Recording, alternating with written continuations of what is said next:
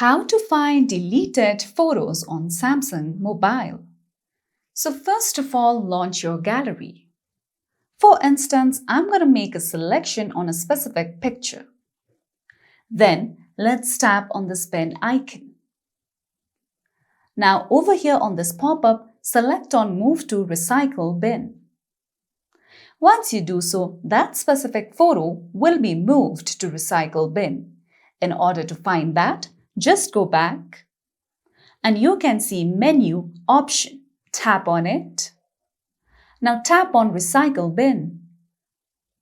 From here, you can find all the deleted photos on your Samsung device. You can tap on it again. After selecting on that specific picture, you can either tap on Restore in order to restore that specific picture from Recycle Bin to your gallery again, or in order to permanently delete, just tap on the Delete option. Then on this pop-up, tap on Delete.